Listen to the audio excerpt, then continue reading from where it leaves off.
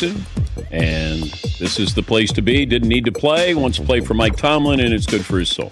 I'm not going to read too much into this. It's just, all right, he's here. Now let's see if you can play. Because that's all that matters here. All the other stuff, it filled a lot of time on radio and TV. Now, you just want to see if you can play.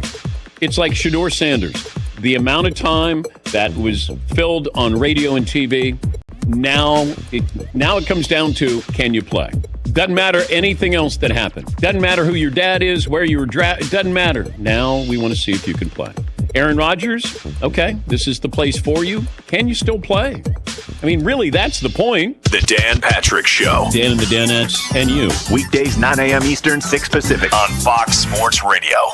It's Jason Smith. Oh, you're that bloke on the radio. It's Mike Harmon. Ta-da! I'm kind of a big deal. And they talk sports. The one person that this playoff is not fun for is my wife. Amongst other things. I had an incredibly long dream about Jerry Jones last night. Really? Did I mention they're best friends? You're hateful, and I'm positive. It's the Jason Smith Show with Mike Harmon. Bang. Weeknights at 10 p.m. Eastern, 7 p.m. Pacific. On Fox Sports Radio. Yeah! The most fearless voice in sports is on FS1. The one and only Colin Cowherd is bold, unique, and outspoken. Wow. You can see him on The Herd, weekdays at noon Eastern on FS1 in the Fox Sports. KIMM Rapid City and K294BT Rapid City, the Black Hills Sports Station, 106.7 FM and 1150 AM. Fox Sports Rapid City. And here's what you need to know. A round of 66 has put J.J. Spaun atop the leaderboard for most of the day in first-round play at the U.S. Open at Oakmont. Spaun is at 4 under par. He's currently a shot better than a group at 3 under that includes Sung Jae Im, who's still playing his first round. As for players 2 shots back, Sam Burns, who was close last week in Canada, right now 2 under through 15. Cameron Young played well last week in Canada as well. He's 2 under par through 13 holes. John Rahm added to 2 under par, but has since dropped the shot to 1 under through 15. That's where Jordan Spieth sits. Brooks Koepka is even par through 16 holes. Scotty Scheffler 2 over par right now through 14 holes. Earlier today, Bryson DeChambeau shot 73. He's at +3. Rory McIlroy and Phil Mickelson at +4. Stanley Cup Final Game 4 tonight. Oilers and Panthers, 8 Eastern Time. New York Rangers traded Chris Kreider to the Anaheim Ducks. Rangers routed the Twins today 16-3. Mets down the Nationals 4-3. I'm Dan Beyer. It's time for South Dakota's Sports Talk Show.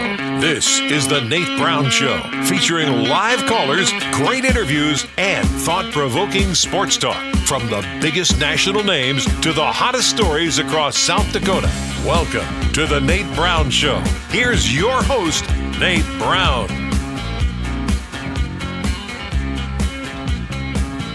All right, welcome in. It is Thursday, and it's a great day in South Dakota. We know that. Always a great day in South Dakota. South Dakota Sports Talk Show is back. We're live, Fox Sports Radio. Glad to have you here. Let's cover everything from high school to college to the pros. Let's try and do that well tonight, would we?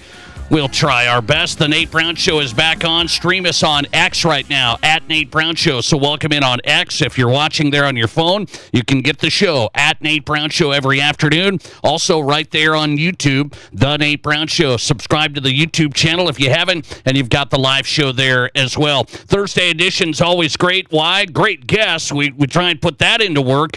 Well, we got Rob Kagron as well, the great national radio host that joins us live in studio, the New York City native. He always has a take. That's one thing you know with our friend Rob Kagron. He's going to have a take. So we've got him today, Thursday happy hour with Rob Kagron in the second hour. So hang on. Rob Kagron's coming in, and a lot to cover tonight with Rob. Until then, a great guest lineup. Stay in South Dakota. Let's go to Craig Maddock. It's always a weekly hitter with Craig Maddock, my longtime friend and South Dakota sports broadcaster. He's with SDPB Sports Now. Craig Maddock's in tonight, kicking off the show. Little East River meets West River. We'll do that. Craig's coming up. We'll go out to Vikings minicamp. It just wound down today. So last day of Vikings minicamp, OTAs, whatever you want to say, was just today. Dane Misitani is on tonight. Vikings beat writer for the Pioneer Press, TwinCities.com. Vikings beat writer Dane Misitani. He actually gave an award to Kevin O'Connell. Today I saw Dane up there in the press conference. Our guy Dane Misitani handing out an award to Kevin O'Connell. All right, we'll get to that. And we will go to Indianapolis tonight. A live report from the NBA Finals with Oklahoma City columnist Barry Trammell. The great Barry Trammell, 46-year journalist from Tulsa, Oklahoma. He's in Indy tonight covering OKC and the Pacers. Look out, 2-1 Pacers. I'm loving it. Sorry, Barry. I'm loving it. We'll get Barry's reaction. Is OKC in trouble at all? Are they in trouble at all? Barry Trammell's coming up. Oklahoma columnist, Tulsa World, live from Indianapolis. And happy hour is on tap just an hour away. Rob Kegron's coming in. A lot to cover with him. If you want to be part of the show, I always invite you in. 605-720-1067. Make it fun that way. 605-720-1067. Your takes on the Pizza Ranch studio hotline. Also, the text takes. You can have text takes. People are bold on the text takes. I like that. 605-720-1067. That's the same number. It's the Barron's Wilson Lister text line for you. 605-720-1067.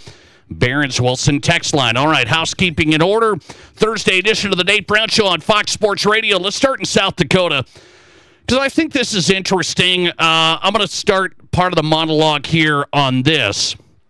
So, high school baseball continues to be one of those South Dakota sports stories that is very split. It's very split of what should happen with South Dakota high school baseball.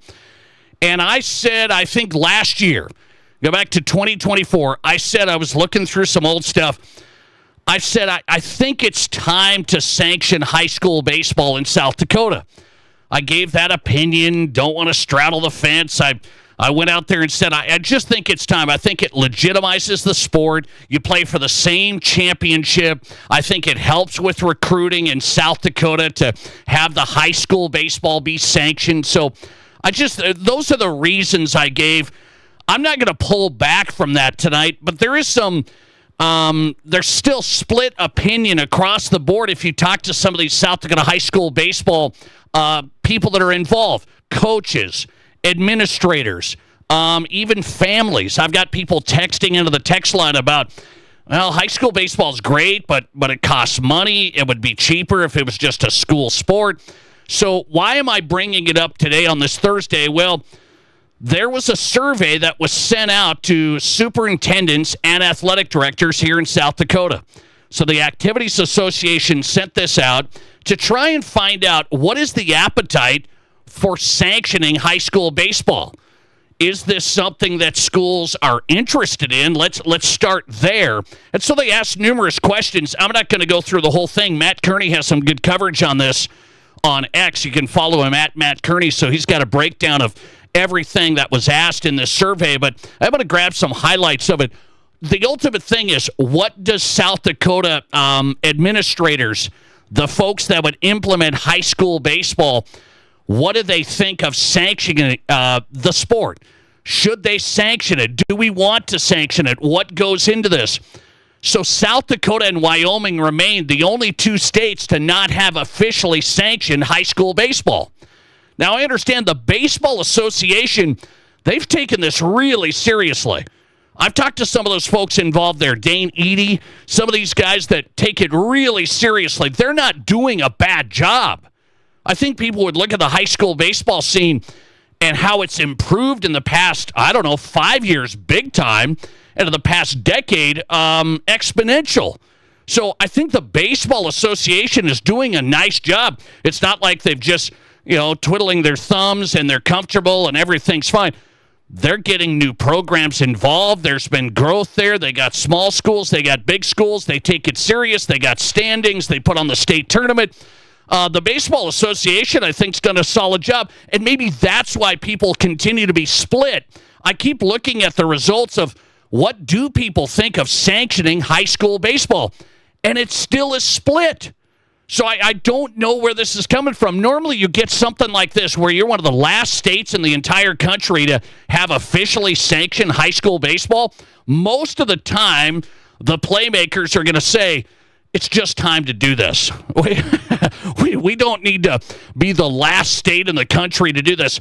But we're still split on this. Let's go to the results here. This is to superintendents and athletic directors. They got 100 responses to the baseball survey. And so they asked him a couple of different questions like, hey, let's assume the startup cost is like 10 grand to 15 grand. So that's the startup cost. The school, you're going to have to hit the brunt of this a little bit. You're going to have to get the brunt of this. 10 to 15K. Let's say we can put high school baseball in the spring season, similar format. Allow a state tournament, around state track, and let's put this together. They asked superintendents and athletic directors, if we had a spring season, you had these startup costs, and we were able to sanction high school baseball, do you want to do this? Here's the first answer. 42% of the ADs and superintendents today said, don't sanction at this time, but let's continue looking at it for the future.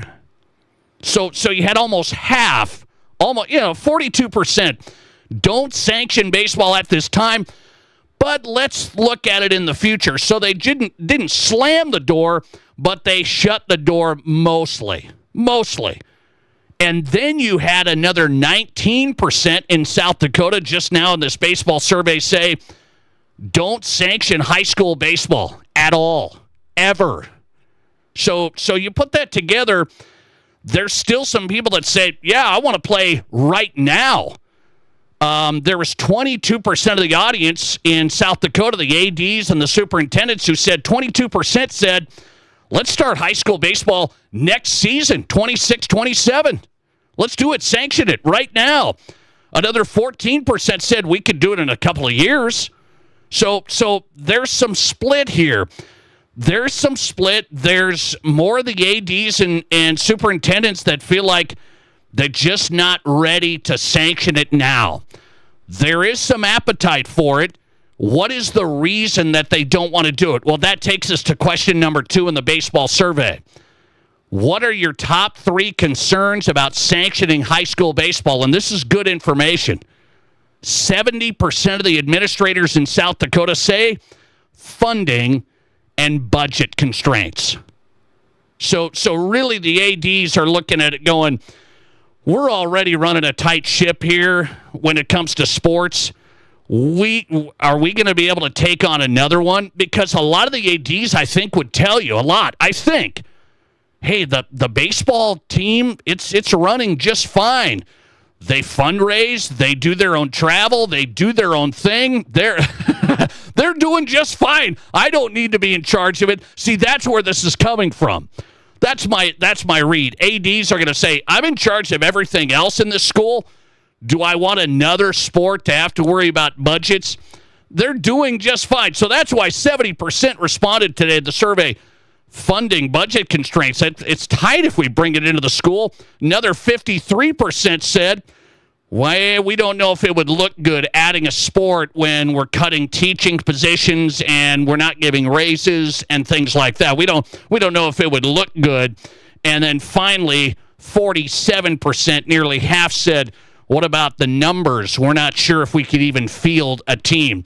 I'm not buying that. I think you've got enough. I'm not worried about that. You got enough club baseball teams across the state. It's been growing to have a high school baseball team. So if you have a club team, you're going to have a high school team. If it gets sanctioned, you might even get more kids to play. So are those legitimate reasons to say, let's just let's close the door for now? Are those legitimate reasons? Or let me ask this question of the day on the Nate Brown Show. Are you frustrated? Are you frustrated that high school baseball is not sanctioned yet? We've done softball. We've done esports. Now, I understand I have some fun with esports. Everybody take it easy. I'm not an esports star, I hate to tell you, but I take it easy. But we did sanction esports before we sanctioned high school baseball. But I think the two things are this. Why do we have this split? The ADs think it's running just fine, is my guess. They're running their thing. They have fees to play. They have to fundraise. They do their thing. We're associated with the school, but I'm not really in charge. I don't have to run the show. And so ADs are good with that. It's with the school, but it's not really, and our budget doesn't have to relate to it. So that's a big factor where AD's an easy answer is like, do we need to sanction it just because Nate Brown says he would like it to be sanctioned for state championships? Well, no, we don't need to. So the ADs are the big thing here that say it's running just fine with the separate clubs just doing their thing. And I think the other big thing is coaches are split on this because coaches, I think some say the Baseball Association runs a tight ship. They got a state tournament. They got scheduling. We can play on Sundays. We can play on Wednesdays. So from a coaching standpoint, I think coaches are split. You couldn't take a poll in South Dakota and find a huge amount of high school baseball coaches say, yeah, we got to sanction this. This is just, it's just not being run well, and it's a struggle. We got to sanction this. I think it's split. So if it's split, are we ever going to get to sanctioning high school baseball? South Dakota would say it's running pretty well, and I think that's a big thing. The Baseball Association has done a good enough job that they continue to maintain a strong membership and saying that the Baseball Association is running it good. We don't need to do it with the Activities Association, but does it frustrate you? Because I'm still going to, a year ago I said, it's just because you got to get to it's such a popular sport. It's a big sport. High school baseball is taken over the country. Legion baseball is a big thing upper Midwest. It's really not anywhere else.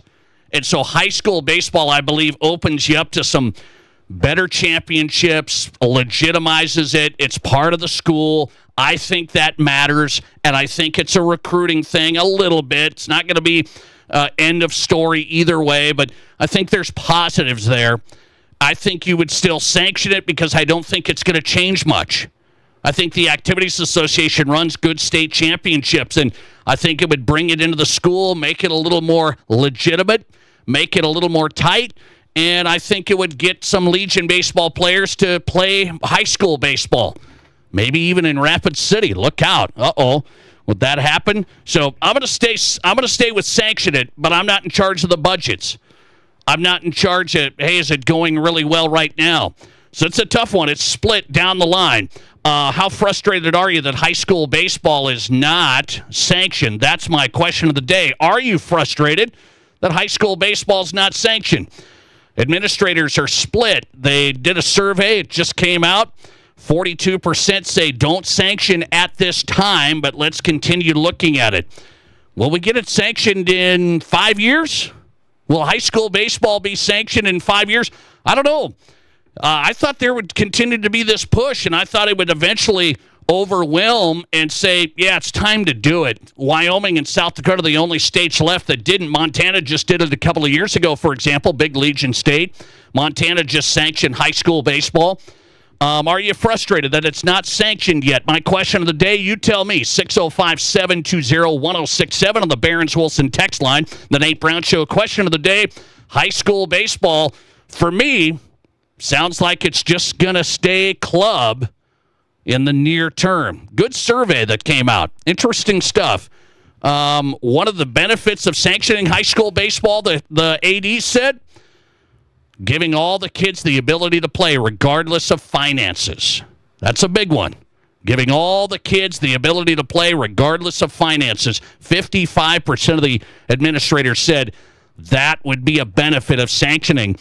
50%, another 50% said it would give the student athletes a chance to compete for the same championships as the other sports. I think that's a good one as well. Let's see what you say. 57% of you are frustrated that it's not sanctioned yet. 57% are frustrated here on my poll. 43% say not frustrated at all. We don't need to sanction it. Listener text. I personally tried to get my son's high school baseball team going. Politics stopped me. My kid just wanted to play. Here's another one. High school sports can be expensive. High school baseball for us was $425 just to play, not the travel, not the equipment. All right, that's interesting. Let's see. Listener text. I think what is stopping things is how long should the season be? Remember, Iowa plays high school baseball into the summer months. Yeah, well, I think you got to wrap this thing up before now. You've got to wrap this thing up before June 12th. So you got to work around state track. And so you're going to have to go past Memorial Day, but you better wrap this thing up first week or so of summer. That's when you're going to have to wrap it up because you're going to get into the Legion season, and Legion teams transition their high school teams transition into Legion for the most part across South Dakota. Another one, listener text, it's just appeasing the Legion baseball crowd right now. Any other excuse is a cop-out. Oh.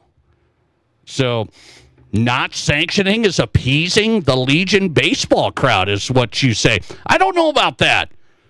I seriously believe the Baseball Association and a lot of the folks involved with high school baseball think it's going really, really well right now. That's what I've been told. I said, we're having a good time. Now, the cost factor and some of these people that have texted in, I get that, and that's one of the number one reasons why you would sanction, according to the ADs that took this survey. Last listener text, clubs are joining 4 to 5 schools for co-ops. That's okay until they get 40 kids out. No oversight on sizing of teams, etc. right now.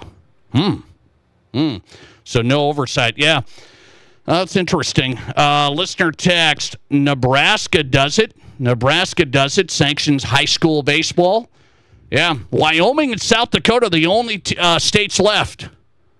Wyoming and South Dakota, the only states left. So I'm not like, it's not the end of the world if it doesn't sanction for me, but I think it's time to sanction. I think it's time to sanction cost, legitimacy, recruiting, state championships.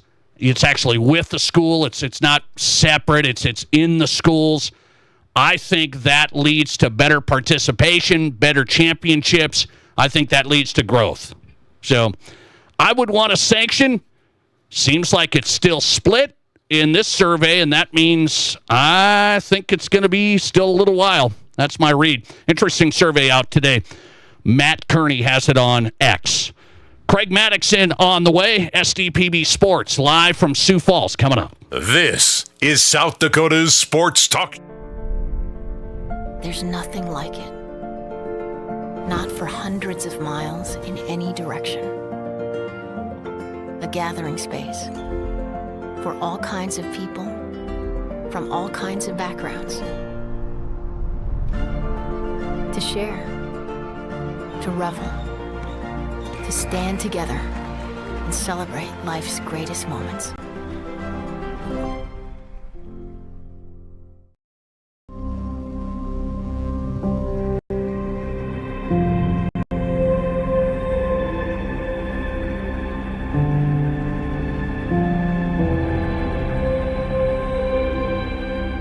We are number one, so you can always be their number one. Black Hills Surgical Hospital and Black Hills Orthopedic and Spine Center.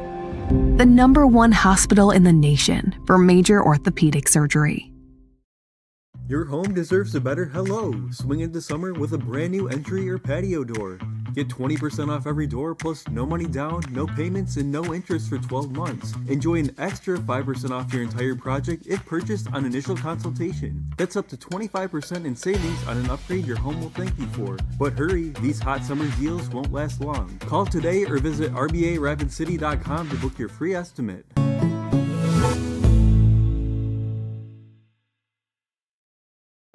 What do you call a place? It's one of Deadwood's largest casinos, but is it really a casino? Because you can't decide, should I play or eat or wait? There's a liquor-infused ice cream bar? I mean, you're playing craps one minute and the next you're looking at a charcuterie board? What even is that? Never mind the gunfight outside, you don't have time for that. You've got espressos to down and games to bet on and a pub with 48 whiskeys? What do you even call a place like that?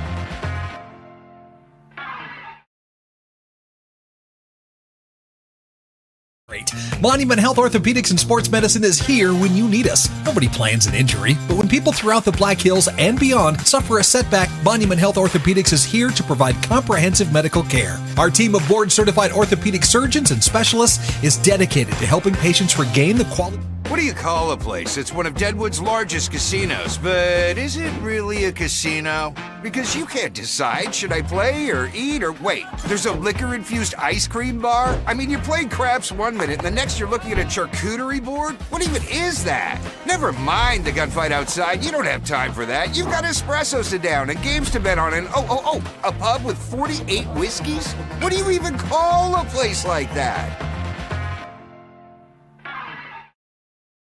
Courtyard by Marriott includes your stay, 2 tickets, and breakfast. Don't miss it. Get your tickets now at thebox.live. Get away from it all in the great outdoors for lasting family memories with a new or pre-owned RV from Dakota Discount RV. We make your RV experience fun and easy by providing you with a quality recreational vehicle, competitive pricing, and professional sales and service. Our large inventory of fifth-wheelers, travel trailers, toy haulers, and live-in horse trailers allows us to save our customers thousands of dollars compared to most dealers. Stop by and see us at Dakota Discount RV, 3330 East Mall Drive across from Cabela's and on JB Road, Blackhawk. Live callers, big-time interviews, and breaking sports news. This is South Dakota's sports talk show, The Nate Brown.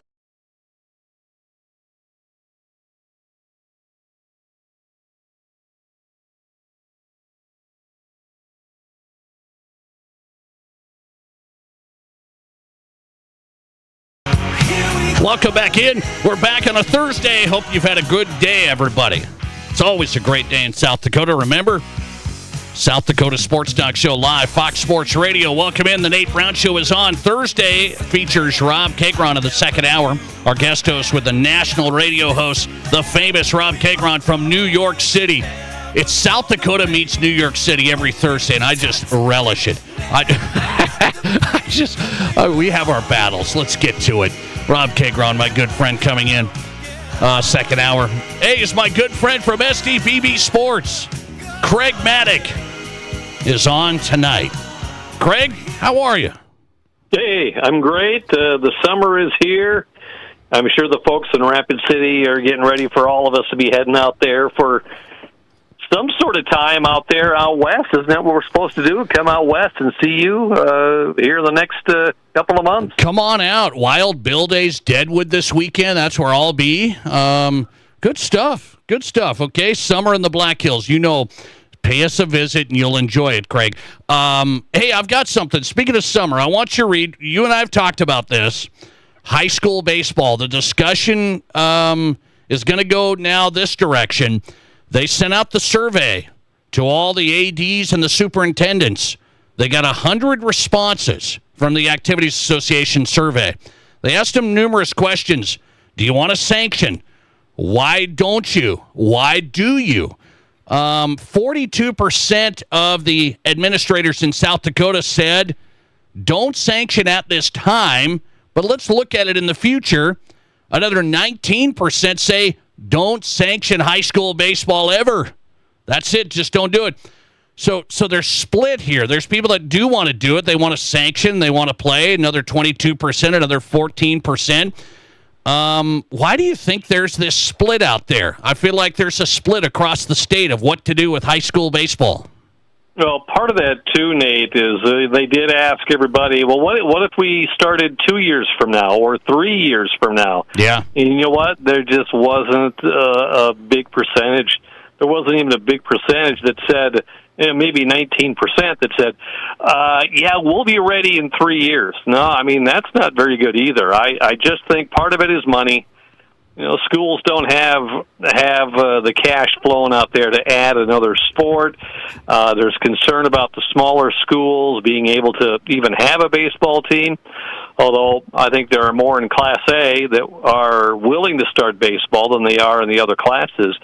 I just think it's a money issue, and I really think, too, it could be an issue dealing with Legion Baseball. It gets in the way. Legion Baseball and high school baseball certainly not able or not right now thinking about combining to help each other out with those seasons. But I think most of it is money, and I just don't think that we're going to see it done. There's just no interest, very little interest that's coming from especially the AA schools when it comes to sanctioning baseball. Here's the thing. I've had parents send some texts in saying, speaking of money, it costs us money. Right now, there's it's expensive. There's not as much oversight. There's some things here as when it's separate from the schools and the Activities Association that I received some messages that some of the parents don't love that. They'd love to have it in the school. Well, they should probably talk to their local Legion program, because I think it does get in the way, Legion baseball, and they have got to be accepting of what's going to happen if they do sanction baseball. It's the same thing that has happened with softball, and softball has just taken off here in the state. I mean, there's club softball, and their season began way earlier than it does now. Club softball able to wait for the high school season to get done, which was last Saturday, and now they're playing club softball for the rest of the summer. That's got to be the kind of the marriage that Legion baseball would have to get with high school ball. But for the most part, and what I see, it's the cash. Schools don't have the cash and not willing to put that cash together to try to sanction baseball. Does it matter, Craig, that South Dakota and Wyoming are the only two states left that don't have officially sanctioned high school baseball? Does that matter at all? That's a great question. It's one of those where if there was a Title IX issue that was brought forward on this too, in saying that it could be a Title IX issue, I don't think it would. It's kind of sad that we don't have sanctioned baseball, but I totally understand when you look at the demographics and the geographics of South Dakota. It is tough. It is tough to add another sanctioned sport for schools. It's a major expense. It's a big time expense, and right now they're already tight the way it is. And there are some sports that really, if you take a look at some of the sports that might be a little costlier and doesn't have the participation, like a gymnastics. I don't want to get sued on this one because remember, they sued Sioux Falls because Sioux Falls wanted to get rid of gymnastics because it was so expensive. Right. They were forced into it, and unless something comes forward with a lawsuit, I'm sorry, I just don't think high school sanctioned baseball is going to happen. Wow, interesting. The number one answer in this survey from administrators that was sent out, number one answer about not, what is the concern of not doing it? Funding. You said that, funding. 70% of the ADs said funding and budget constraints are my number one concern to sanction high school baseball. So, okay, you said it's not going to happen. So that means now they're going to maybe look at it in the future. Almost half of the ADs said we could still look at this in the future. So, okay, 2030, Craig Maddock, you and I are still going strong. 2030, 5 years, do we have sanctioned high school baseball? What is going to happen to our schools and their budgets over the next 7 to 10 years? Are they going to be flushed with cash? I don't think so. Our schools, their budgets, they are just barely hanging on. I just don't see that growing. And if the budgets aren't growing, they're not going to be adding a lot of extra things for extracurricular activities. Wow. Craig Maddock coming on tonight. Sorry, don't want to be a Debbie Downer here. Killing the dream of sanctioning high school baseball. I'm still on the side of sanctioning it. I just am. Legitimizing it with the same state championships as everyone else. I think the media coverage would be even better. I think you would. You tell me. Rapid City when Rapid City Legion baseball, are they willing to give up part of their season right now for high school baseball? Well, I think that would be okay. I think they could allow their players to play high school baseball and wrap up like right about this past weekend. That'd be a big change from years past, no doubt. Yeah, I think we could do it. I'd like to see it, but I'm with you. It seems like it's not got a lot of momentum. That was an interesting survey that just came out. Craig Maddox on tonight, SDPB Sports. Speaking of money, Craig, here's a question. I had a question of the day. Everything costs money now. Playing sports, training, club teams, this and that. Draymond Green said basketball is now a rich kid's game. It's a rich kid's game, not like an inner city poor man's game, which helped LeBron and some of these guys. Draymond's single mom came from Michigan. He said, I made it out with basketball. Now it's a rich kid's game. Do you need money to reach success in sports, Craig, in our world? If you're talking specifically basketball, because we see these traveling teams all over the place. You go ahead and add volleyball. They're doing this all the time. Softball. Your family's got to have a little cash if you're going to do this stuff. Doesn't make a difference where you grow up. If your family doesn't have the cash, the extra cash to get these kids involved in the club sports, it's tough. I would kind of agree on that. You would. It's going to be a kid who doesn't have the opportunity that some of these other kids have, but I remember when my kids were growing up. I mean, I had a daughter that was in club soccer, and they traveled all over the place, but you know what? Size of my family, I couldn't travel with her, so she just went with the rest of the team. And I mean, that happens. And most people, if they don't have the cash, they're not going to send their son or daughter out on the club team, whatever, and travel the whole summer. That is really expensive. Is it a commitment? Absolutely. I salute those that make the commitment, but not everybody can do that. No, I'm with you on it. I hate to say it, and people have said, you're right, and then there's some people on the show yesterday that said, no, if you have enough talent, money doesn't matter. Your talent will supersede everything. If you're the real deal in basketball or soccer or volleyball, your talent will supersede everything. But my question is, how do you get there if you're not on a club team? Well, you know what? If you're there's a thing called the internet, Nate, and like YouTube and what those other things are. Coaches find out. I mean, if they, I'll just pick let's say Irene, South Dakota, Irene, Wakanda.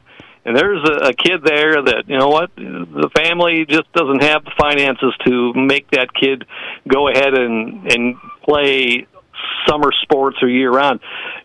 Still, there are college coaches who will find out about that kid in South Dakota, and it may go across the region, but they'll find out. They find out where the cream of the crop is, and if that cream of the crop doesn't have the finances to get around the country all summer to be known, they find them. It may start maybe on the NAIA or maybe Division III level, or the community college, but you know what? Eventually, the cream does rise to the top. Okay, but my take is, Craig, I'm serious. You have to have money to ultimately, play with the best, quote unquote, best teams, kids these days. I think you have to have money. You don't think that a player like, let's say, Mike Miller on the boys' side or on the girls' side, you go back to Elisa Van Gore back in the day, a player with that kind of level of play but didn't have the opportunity to play in a club, I still say would still be found by those coaches. I don't. I think Mike Miller, he had to play AAU. I mean, he didn't get to go to Florida because he was a great Mitchell Colonel basketball player. You don't think the internet today and all the videos that are out there, the coaches, the brethren of coaches, no matter what sport it is. College coaches are always keeping in touch with the local high school scene, and they're asking those coaches, all right, which football player in your team should I be looking at? They're always out there looking. All right. Very interesting. Craig Maddock in tonight, giving us some good takes. SDPB Sports. His podcast is called In Play with Craig Maddock. Last one I'll let you run. South Dakota State and USD are in this new chapter of college sports. They have to decide if they're going to opt in or opt out. And this is the new House settlement thing.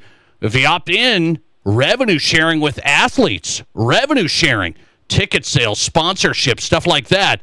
Can South Dakota State and USD afford that? South Dakota State has, Justin Sell told me in a message, we're going to hold off for now. We're going to opt out. That's our decision for now. You know, he said that's the way we're leaning. USD's thinking about opting in. Could they afford to share revenue with athletes? Boy, I don't see how they cannot be involved, especially football and basketball. Those are the two big sports, football and basketball. And if they do, I think something's going to have to give. I think there's going to be schools that are certainly going to be looking at what they offer for athletics. I could see athletics, the golfs, the swimming and diving, or track and field. I could certainly see them being affected with NIL, because if SDSU and USD can't get players to come to their sites because of NIL, you know, what the talent pool just all of a sudden is going to get washed up, and they may have to, and something else may have to be sacrificed, such as other sports that they're involved with may have to go away. I'm wondering. I mean, I don't want to see that, but I do wonder if that's something that may happen depending on the revenue sharing and what that model looks like. USD's thinking about it. They're thinking about opting in. SDSU is going to hold with their previous stance of not opting in as of now. That's the latest from Justin Sell and the Jacks. Craig Maddock in tonight on a Thursday. I hope you have a great night, Craig. Do we have one more in play, or are we off for the summer? Well, we got two more coming. We're going to talk about the 100th anniversary of Legion Baseball. Oh, you know where Legion Baseball began? Where was it born? I do. Millbank, South Dakota. That is correct. Hey, and so there's a podcast on that coming up. And also, Dusty Coleman, the O'Gorman Knight, who was a football and basketball star. He could have gone anywhere to play football and basketball, but you know what? He chose baseball and was in the minors for a few years and made it to the majors a couple of times. We'll hear his story coming up soon on the SDPB and In Play. Just go to sdpb.org/inplay, and you can get all 90 of my podcasts with In Play. Okay, we're going to wait for that 100th episode and wait for the call from you. I'll be waiting for the call for the 100th episode. SDPB Sports, Craig Maddock on tonight. Craig, enjoy the night. Thanks a lot. All right, later. See ya. Craig Maddock in Sioux Falls, SDPB Sports, longtime sports broadcaster. I didn't think I ever have to argue with Craig, but I had to argue with him tonight. You're telling me Mike Miller would have gotten the scholarship at Florida if he didn't play AAU? He just played for the Mitchell Colonels. Everybody would have stormed the Corn Palace. Yeah, it would have been hanging from the rafters of the Corn Palace to see Mike Miller take down Sioux Falls Roosevelt in the middle of winter in Mitchell. You're going to be tougher than a $2 steak to do that. I hate to tell you, Billy Donovan's not coming to Mitchell. Yeah, you got to play for the club teams. You got to have some opportunities there. I really believe that. I really believe that. But Mike Miller's great, but I don't think the Mitchell program elevated him on the national scene. You got to be AAU. You got to be travel volleyball. You got to be travel soccer. Dane Misitani's coming up tonight. He's next, as a matter of fact. Vikings beat writer for the TwinCities.com. That's the Pioneer Press out of St. Paul. Dane Misitani, last day of minicamp. He was there with the Vikings today. The update on the great J.J. McCarthy next. This is the Nate Brown Show. Fleet Farm is the place to stock up on supplies for all your furry and feathered friends. Get a 40-pound bag of Sprout Mixed Bits cat food for just $25.99. Save $5 on all bags of Nutrisource dry dog food. And for you backyard birders, 20 pounds of KT Basic Blend bird food is now only $11.99. Count on your local Fleet Farm for the best prices guaranteed on all your feed, seed, and pet care needs. And find even more weekly deals at fleetfarm.com. Consumers everywhere are rediscovering the benefits of buying locally produced food. Not only is it fresher, tastier, and more nutritious, it's also good for the local economy. And did you know the Village Hearth and Artisan Hearth hamburger and hot dog buns and rolls you love are baked right here in the Midwest? With the state-of-the-art bakeries and facilities throughout the Midwest, freshly baked buns and rolls are delivered fresh every day to your neighborhood grocers. Village Hearth and Artisan Hearth buns and rolls, locally baked, delivered fresh daily.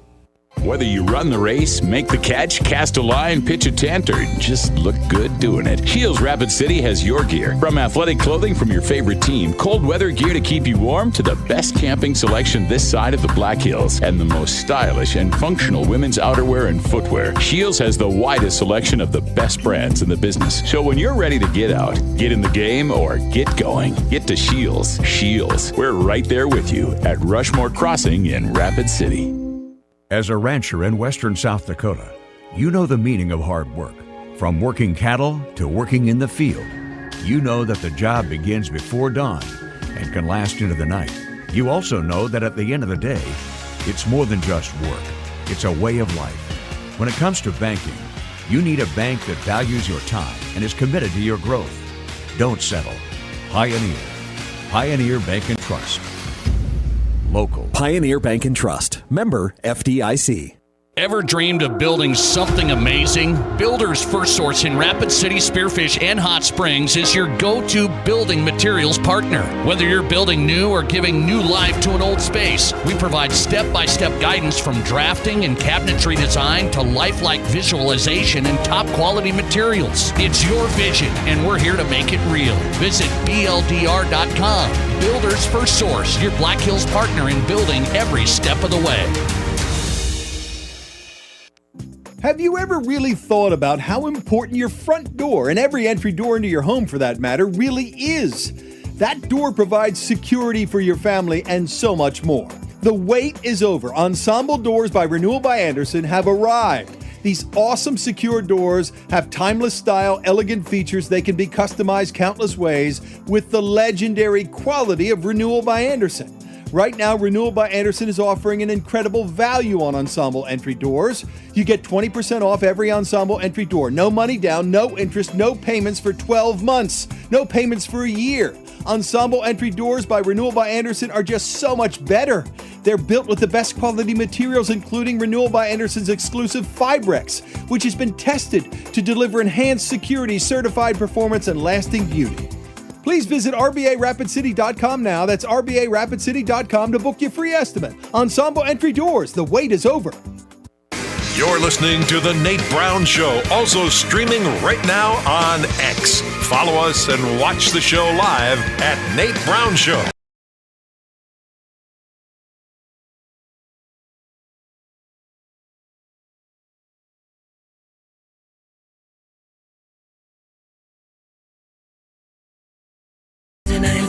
It is the Nate Brown Show live, Fox Sports Radio, Thursday edition. Glad you're here. Hope you've had a solid day. I hope you're out the door and into your drive home. South Dakota Sports Talk Show. Stream us on X right now, at Nate Brown Show. You should watch the show there, at Nate Brown Show on X. Dane Mizutani joins us. Last day of OTAs, mini camp for the Vikings. TwinCities.com for his coverage. Pioneer Press, Vikings beat writer. Dane, welcome back on. How are you? I'm good, Nate. Thanks for having me. Okay, man. I was watching this video. Kevin O'Connell gets his officially receives his Coach of the Year award, and I saw Dane Mizutani up there. You were up there. You were awarding him an award. What's going on? Yeah, so Kevin O'Connell, he obviously won Coach of the Year as voted on by the Associated Press. That's the award that everybody sees on awards night.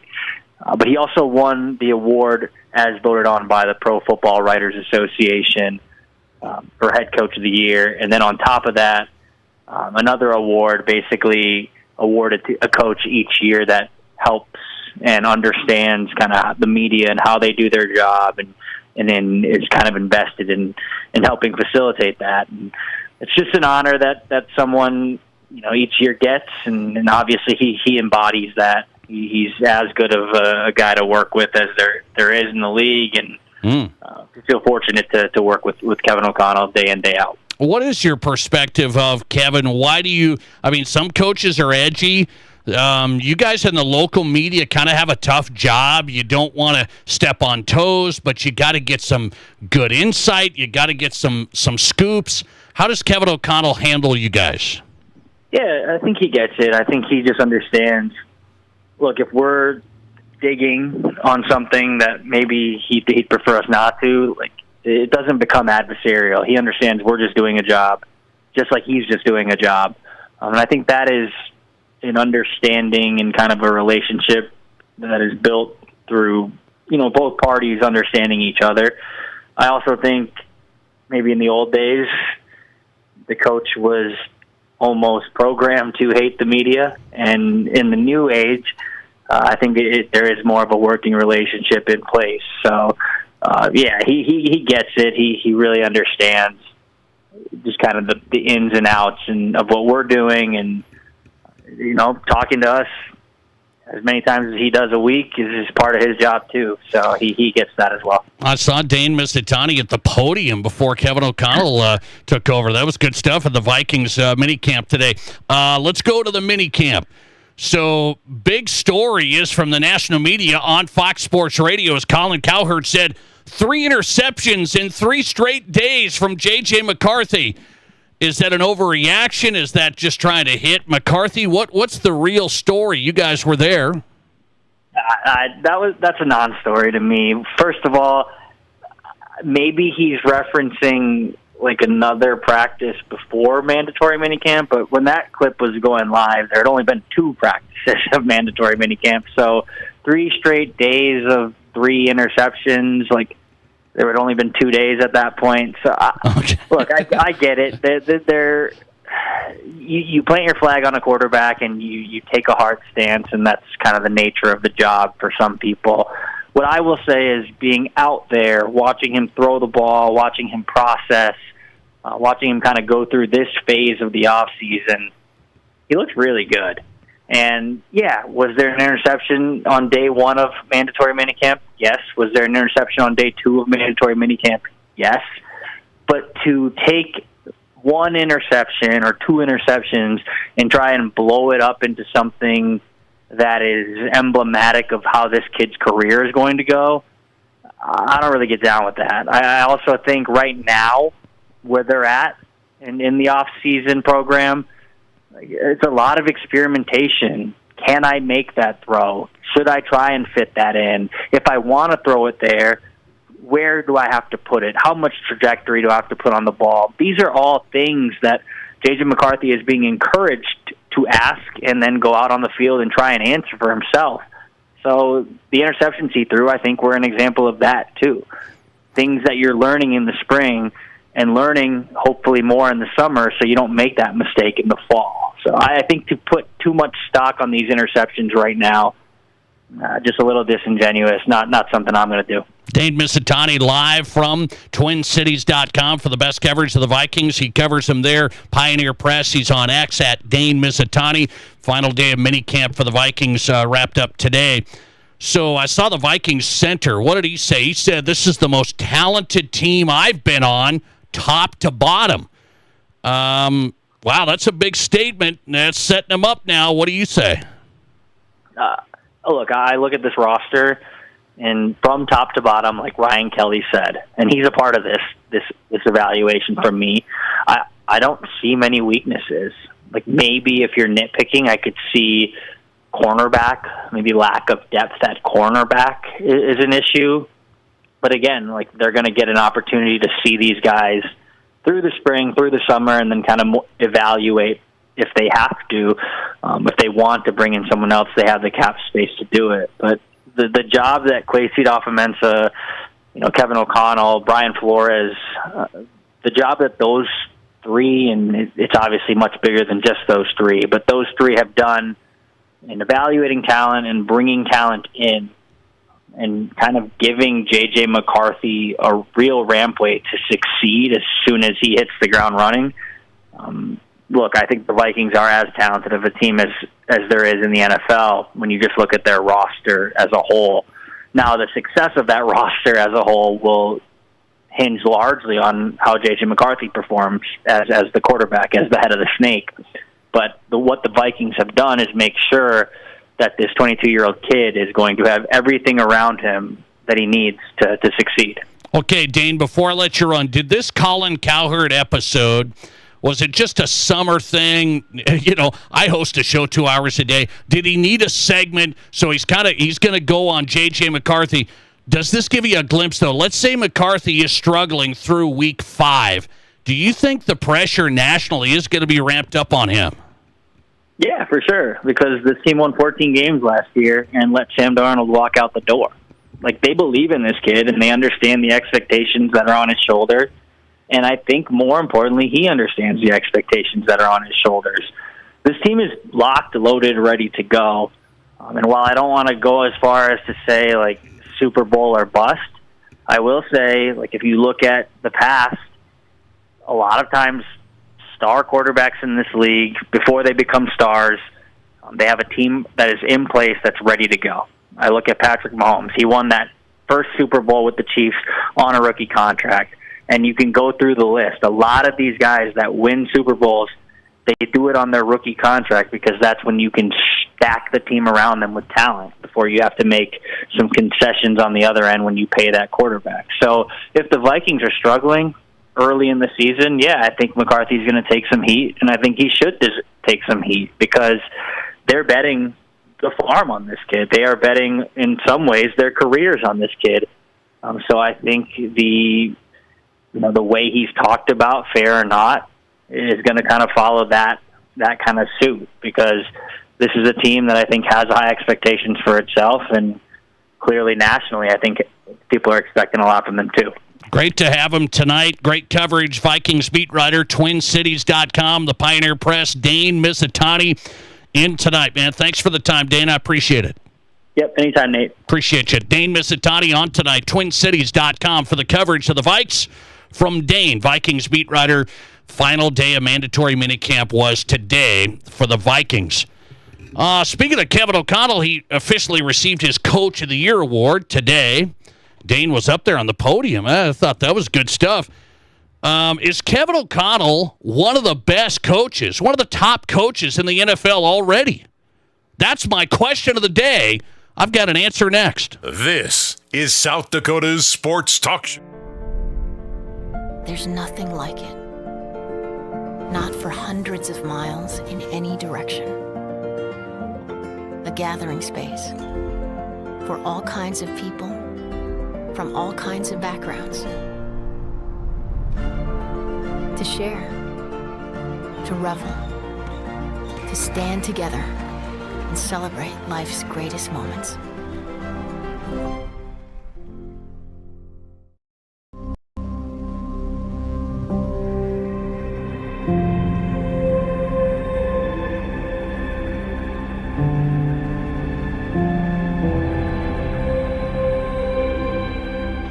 We are number one. So you can always be their number one. Black Hills Surgical Hospital and Black Hills Orthopedic and Spine Center. The number one hospital in the nation for major orthopedic surgery. Your home deserves a better hello. Swing into summer with a brand new entry or patio door. Get 20% off every door plus no money down, no payments, and no interest for 12 months. Enjoy an extra 5% off your entire project if purchased on initial consultation. That's up to 25% in savings on an upgrade your home will thank you for. But hurry, these hot summer deals won't last long. Call today or visit RBARapidCity.com to book your free estimate.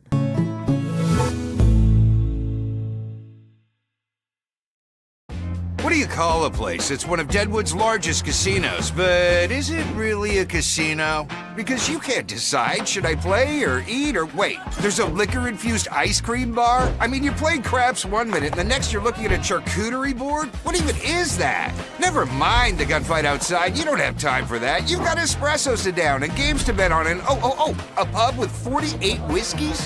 What do you even call a place like that?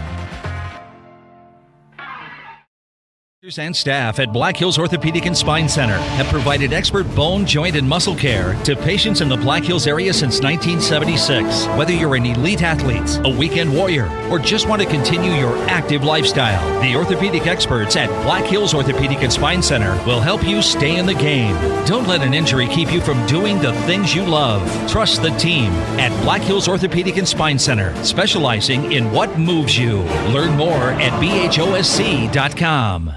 The place that sells the best new cars and trucks is the place you'll find the best used cars and trucks. That place is Denny Menhold Toyota. Shop better quality import and domestic models. Buy with no down and make no payments for 90 days. Plus, buy Toyota certified pre-owned with financing as low as 5.49% APR for up to 60 months. See us at Denny Menhold Toyota or DennyMenholdToyota.com. $19.10 per 1,000 finance regardless of down. Offers with qualified credit expires 6/30/25. In the past, if you needed auto body repair, you had to get multiple estimates and then try to get your car into a shop for repair. Well, not anymore. In most cases, you can stop by one shop, get your estimate, and schedule your car for a repair. The question now becomes which shop you choose. If you like quality, choose J&J Truck and Auto Body. They have ASE, PPG, and Gold iCar certifications that allow them to offer you a nationwide warranty. And they'll work with your insurance company so you're pleased with the outcome. J&J Truck and Auto Body, 1513 East Philadelphia.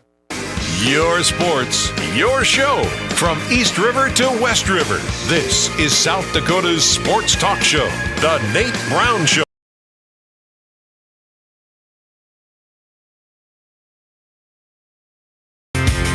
Welcome back in. The Nate Brown Show is on Fox Sports Radio. Glad you're here. Summertime.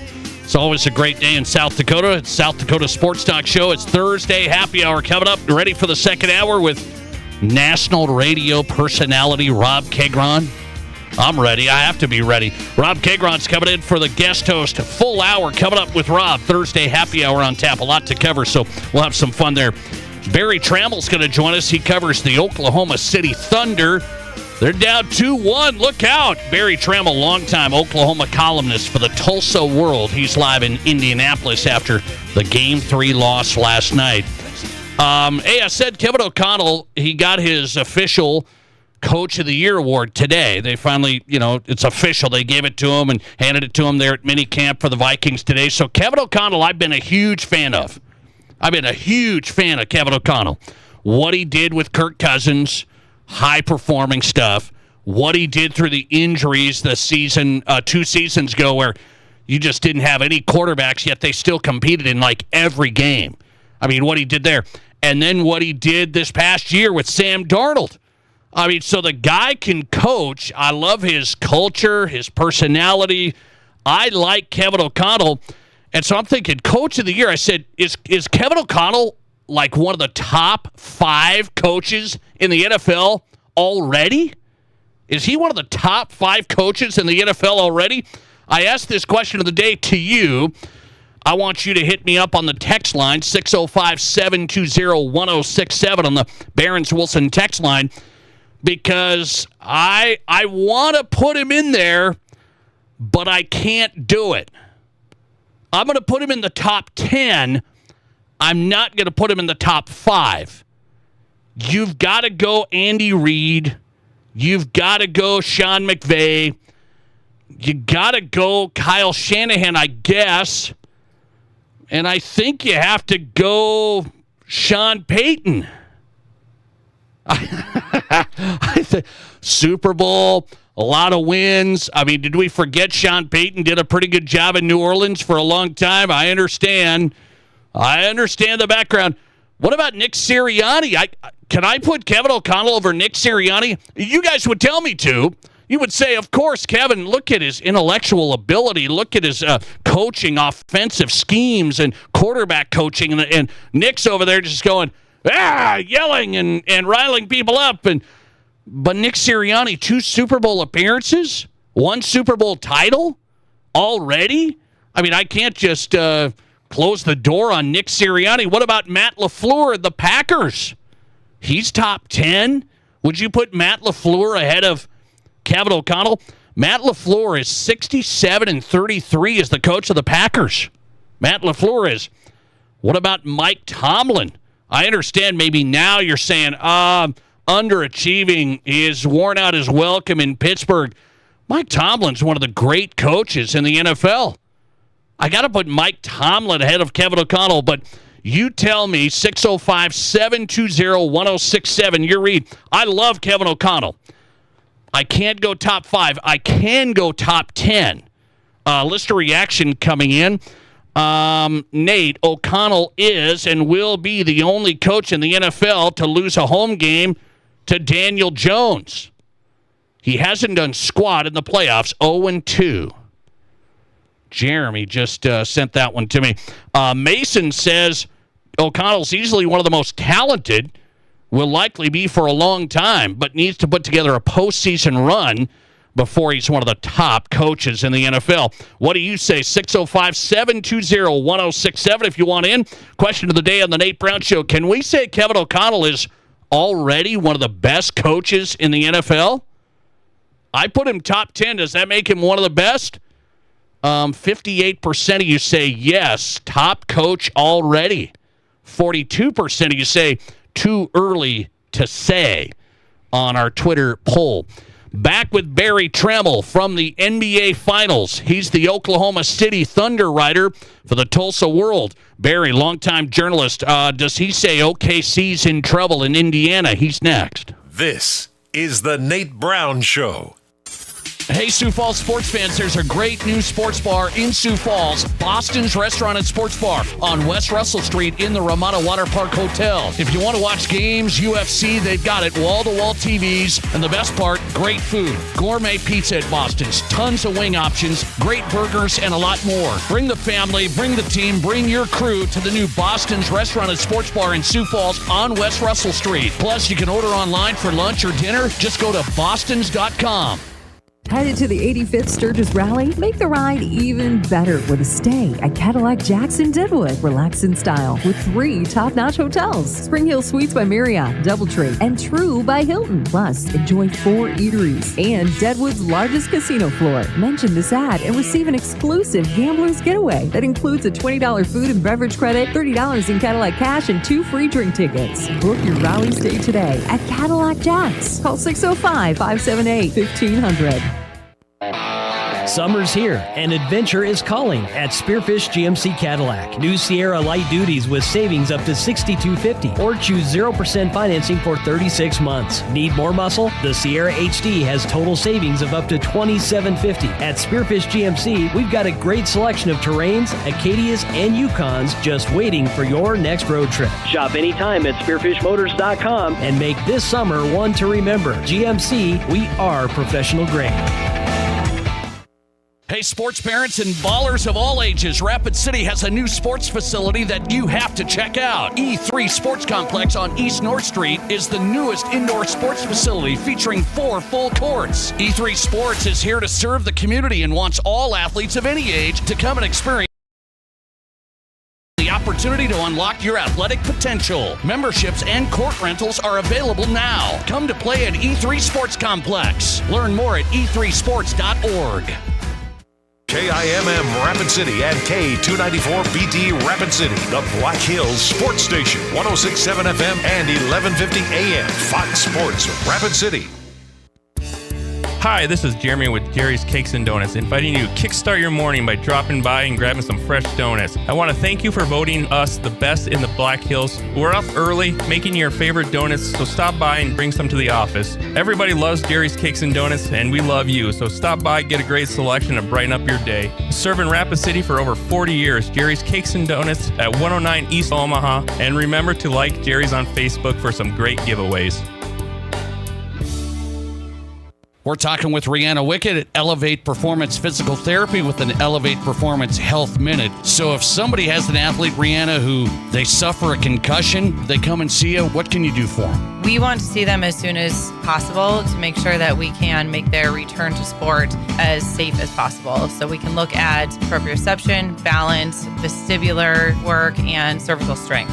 When they try to get back up to speed, you said a treatment plan, very important as they return to sport. Making sure that the athlete has a skilled plan moving forward so that they don't return to sport way too early, making sure that the return to contact is an appropriate timing. And the goal of that is you do not want to have another concussion getting back to it too early.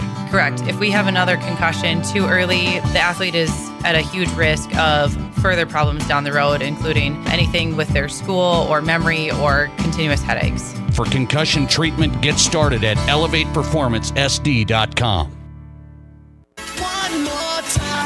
This is the Nate Brown Show. From the biggest national names to the hottest stories across South Dakota. Welcome to the Nate Brown Show. Here's your host, Nate Brown. Welcome in. Second hour ready to go tonight on a Thursday. The Nate Brown Show live across South Dakota, Fox Sports Radio. Glad you're here. South Dakota Sports Talk Show. It is Thursday happy hour. Our guest host every Thursday of the second hour is Rob Kegron, great national radio personality. We get him. Lucky to have him in studio every Thursday. Rob Kegron's coming in. We'll shoot around a lot of stuff. Let's go to the NBA Finals. This guy's done a great job for a long time. Oklahoma columnist, TulsaWorld.com. He's covering the finals. OKC down 2-1 to the Pacers. It's Barry Trammell, and he joins us on the Nate Brown Show. Barry, welcome back on. How are you? Well, I'm doing pretty good standing here on the streets of Indianapolis. Okay. about two blocks from Gainbridge Fieldhouse, where the Pacers put a whooping on the Thunder last night, I thought. I'm going to ask you about this. Are the Pacers, are they even with OKC talent-wise, or is OKC a lot better? Well, I mean, I think the Thunder has more star power, I would say, mainly because of Shai Gilgeous-Alexander. You know, when you got Halliburton and Siakam, that's two guys that have made All-NBA. Halliburton this year. So, you know, the Thunder's got two guys that way also, Jalen Williams and SGA. But SGA is sort of the elevated superstar. I mean, he's one of the two or three best players in the world. So that might be the real difference between the two teams is just SGA as a superstar and then scoring champ and all those things. You just wrote your piece, OKC lets it slip away in the fourth quarter. What did you see happen last night?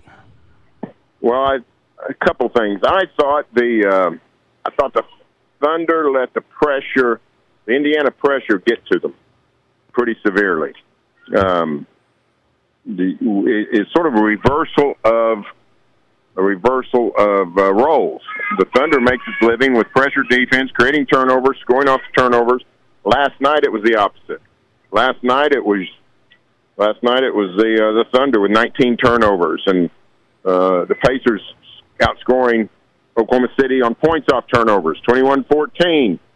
So it's that's how the Thunder is supposed to have, and it didn't work out. So the Thunder actually outshot the Pacers. That's supposed to be Indiana's big advantage is 3-point shooting, but the Thunder had more 3-pointers and a better percentage.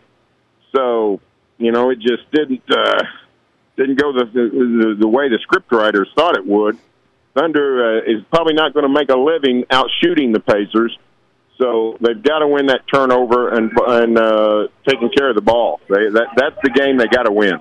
Barry Trammell joining us, Oklahoma columnist covering the Thunder Pacers NBA Finals. His work at TulsaWorld.com. Do you think the Thunder are in a little bit of trouble now? That third game's a key one. Is this a tight series now? Oh, yeah, definitely. I see where the Thunder's still favored. That cracks me up.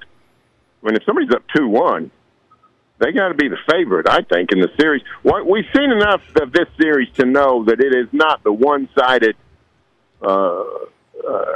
blowout-type series that people thought it would be. And these teams are fairly equitable. And, Indianapolis showed in the Eastern playoffs.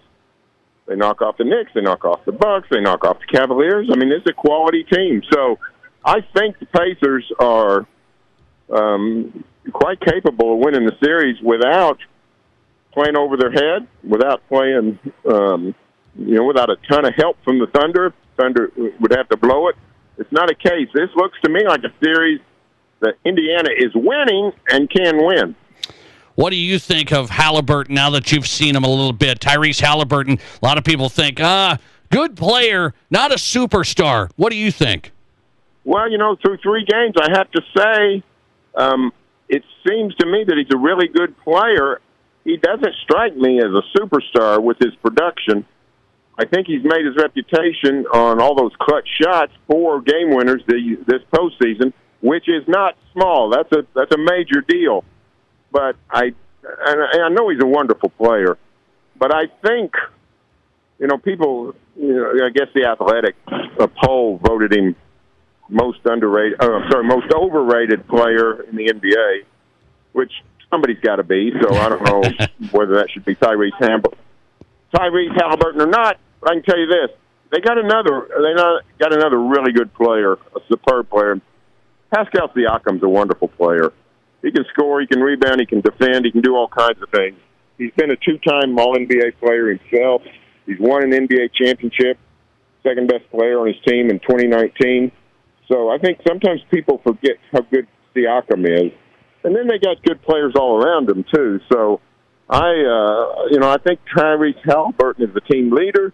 He's certainly got the hearts of Indiana fans, incredibly popular here. But I don't know that I'd call him a superstar at this point. Who does OKC need more out of, Barry? Chet Holmgren, are they going to get more out of him?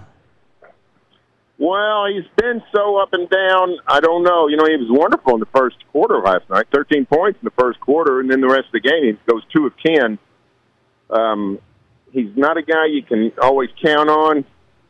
He's really not close to his potential yet. He's not close to being what he's going to be. He's going to be a phenom, somebody that big and that skilled, but it's going to be a while before he really grows into the body and doesn't get pushed around. I thought the Pacers pushed him around, bullied him quite a bit yesterday. So whatever they can get, I think you're going to need to see more of Isaiah Hartenstein. If you saw the game last night, the Pacers really pressured, full court pressure on SGA, lots of double teams when they crossed half court. And I think you're going to have to see Hartenstein play a lot because Hartenstein is the best screener on the team. Big body, knows what he's doing. I think that's the one way you can free SGA and Jalen Williams. It's setting more screens high, let those guys get downhill. So I think we might see a little more of Hartenstein, a little less of Chet Holmgren. Last one, Barry Trammell, live from Indianapolis covering the NBA Finals. What's your feeling for Game 4 tomorrow night? How does it go? Well, I don't know how it's going to go. I do think it's for the NBA championship. I think tomorrow night is the NBA championship game. I don't see the Thunder coming back from 3-1 down. But if they get it to 2-2, best of 3, 2 games in Oklahoma City, I don't see them squandering that. So I really think tomorrow night's the NBA championship game. Barry Trammell, good stuff tonight. Oklahoma, TulsaWorld.com, longtime columnist, is covering the NBA Finals. He's on X at Barry Trammell. Barry, good to have you. Thanks for the time.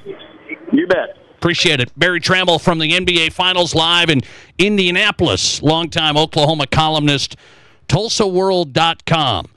Barry Trammell, a little OKC reaction. Game 4 tomorrow. He says the NBA championship. That's it. Tomorrow. It's gonna decide how this series goes.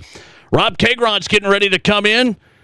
Our guest host every Thursday. It is Thursday Happy Hour with Rob Kagron on the Nate Brown Show, and we'll start with an overreaction or underreaction to J.J. McCarthy. Let's serve it up next. This is the Nate Brown Show. Save big on everything for your next staining project when you shop at Menards. Transform your home in one weekend with exterior stain and sealer from Dutch Boy. It provides one-coat protection on decks, fences, siding, and outdoor furniture, and repels rain after just 4 hours of application. That means quicker results, saving you both time and money. Check out our weekly flyer on Menards.com for more great deals happening this week. Save big money at Menards. Sandwiches are the original fast food, and what could be easier than loading up a few slices of Country Hearth multigrain bread with your favorite deli meats and cheeses, then piling on freshly picked veggies from your garden, or maybe a good old-fashioned peanut butter and homemade strawberry jam sandwich made on Kids' Choice. This summer, when you're on your way to the lake or park, skip the drive-thru. Pack a cooler full of your favorite sandwiches instead.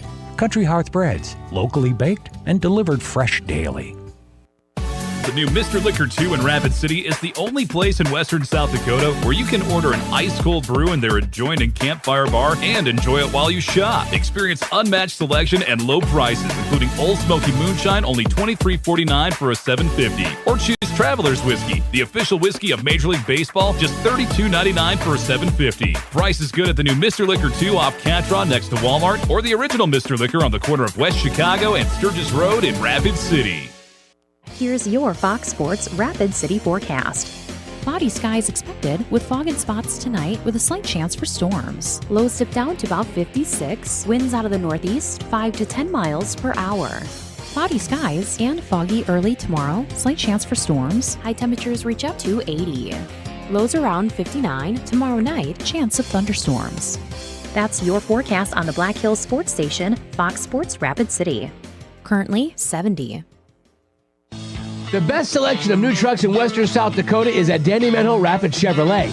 Shop nearly 30 new Silverado half tons. Save over $10,000 off MSRP on a new 25 Crew Cab 4x4. Shop over 40 sport utilities, most with exclusive Danny Menho discounts. See us at Danny Menho Rapid Chevrolet or DannyMenhoRapidChevrolet.com. Together, let's drive. Includes all rebates to dealer must qualify for 2,500 Chevy owner loyalty and 2250 Chevy trade assistance. See dealer for qualification details. Offer expires 6/30/25. At Black Hills Federal Credit Union, we are committed to improving the lives of our members and bettering our communities. As your community credit union, we're here to get to know you and your unique needs. From extended service hours to the newest technology, we have you covered. Stop by any location to get started or text or call 605-718-1818. BHFCU is member-owned, not-for-profit, and federally insured by the NCUA.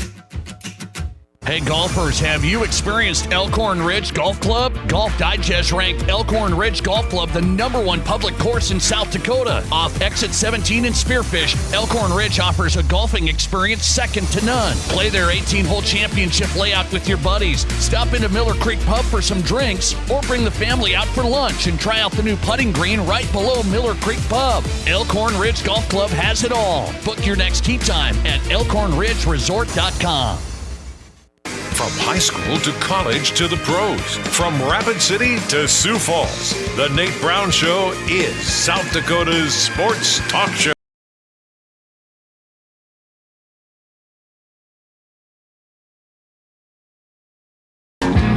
Hey, welcome back in. The Nate Brown Show is on Fox Sports Radio. Glad you're here tonight. You've made it just in time for happy hour. Did you know that? Welcome in. Thursday happy hour on the Nate Brown Show on Fox Sports Radio.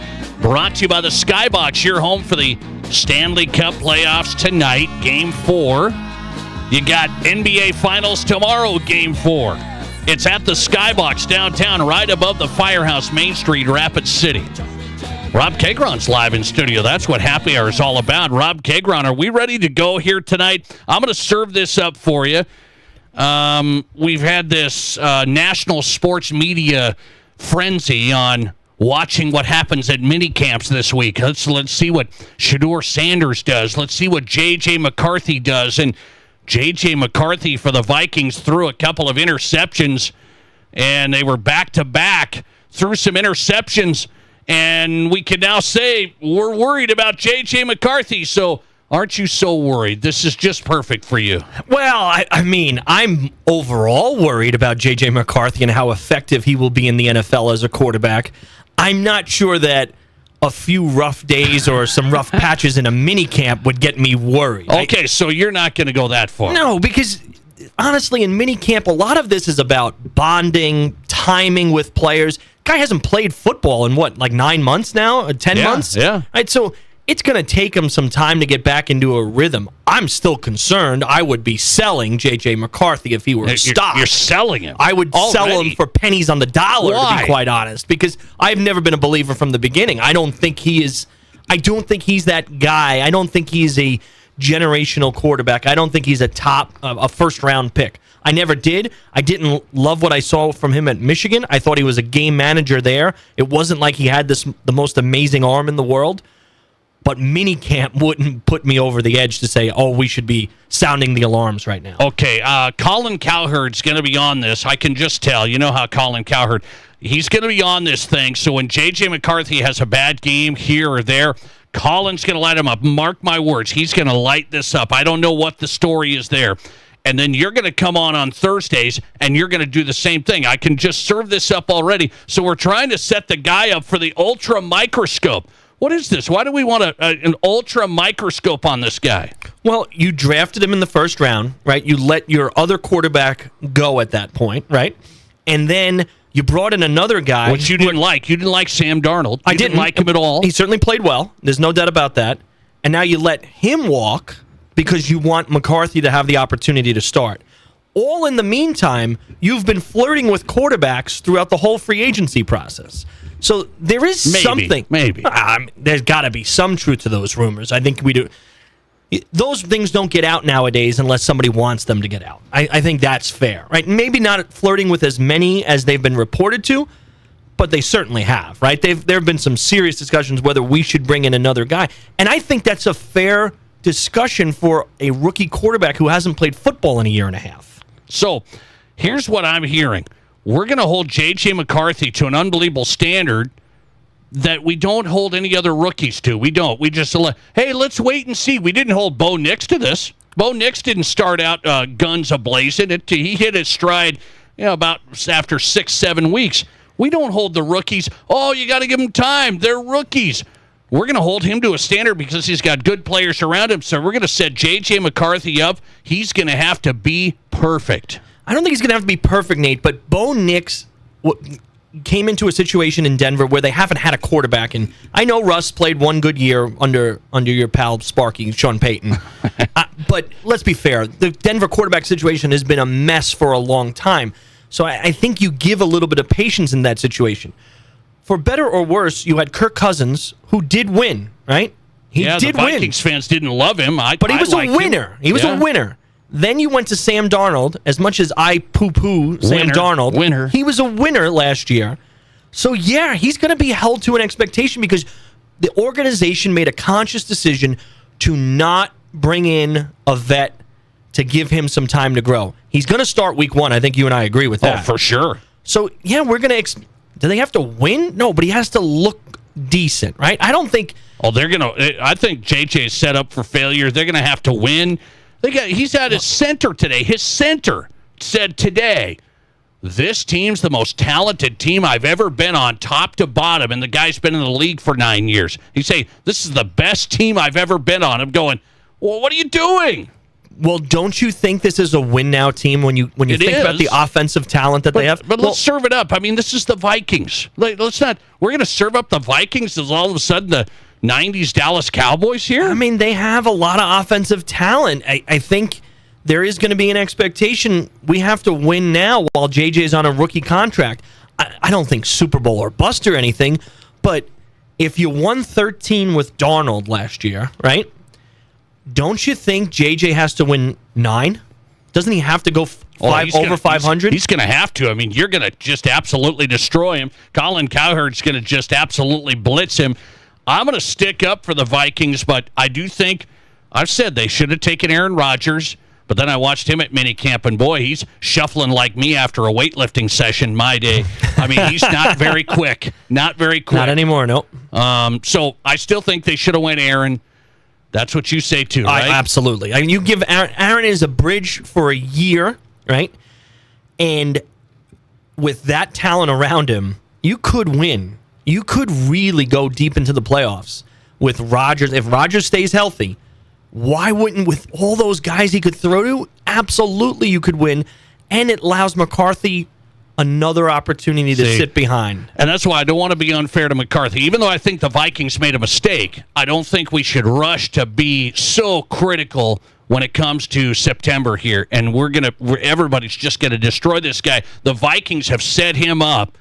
you better be really, really good because everybody we think you're going to be good. We didn't take Aaron Rodgers. I mean, this whole scenario has set him up for criticism. Yeah, but I do think first-round quarterbacks need to be prepared for that in any situation that they inherit, right? There is high expectation. There's hope when your team drafts a quarterback. You sat out for a year because you were hurt, and your team still won, right? They won. They won 13 games. With Sam Darnold. There has to be an expectation there, right? Like, we drafted you. We thought Darnold was going to be your backup. He inherited the starting role because you got hurt, and he ran with it. Okay, I personally would think if you're a Vikings fan and you think that they should win 13 games again, you're nuts, right? There's something wrong with you because he's a rookie, right? He has never thrown an NFL pass. We got to give him an opportunity. He's going to have some struggles. But I think 9 wins. I think over 500 with that talent is a realistic expectation. Anything less than that, he has failed this year.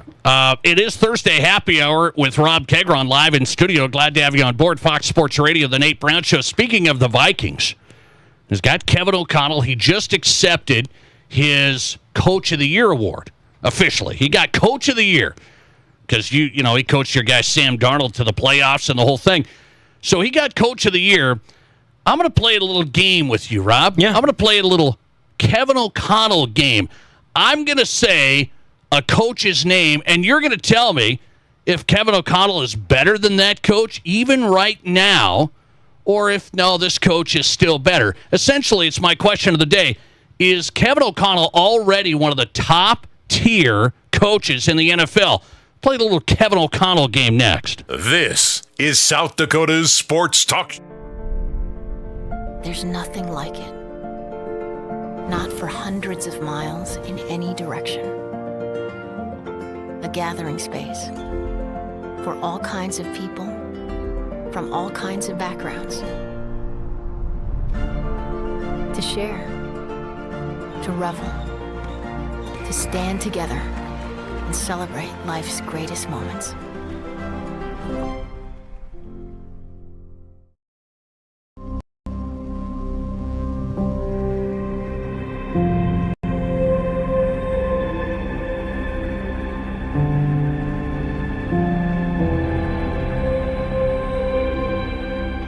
We are number one.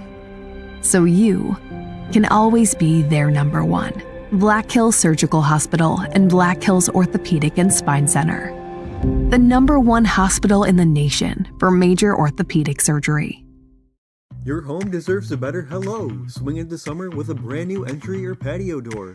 Get 20% off every door plus no money down, no payments, and no interest for 12 months. Enjoy an extra 5% off your entire project if purchased on initial consultation. That's up to 25% in savings on an upgrade your home will thank you for. But hurry, these hot summer deals won't last long. Call today or visit RBARapidCity.com to book your free estimate.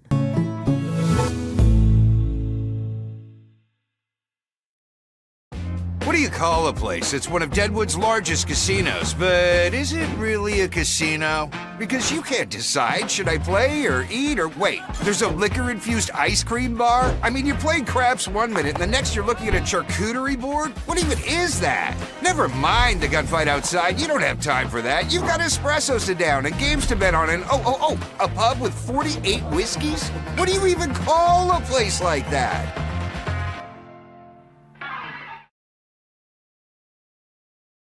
Installation specialists since 1974. They use only the highest quality materials and never compromise on their workmanship. Collins Siding is licensed, bonded, and their estimates always include labor, materials, and applicable permits and taxes. Collins Siding has been providing top quality service and exceeding high standards for over 45 years, and you can find out how by visiting them at 2016 Cherry Avenue. Collins Siding, 2016 Cherry Avenue, Rapid City.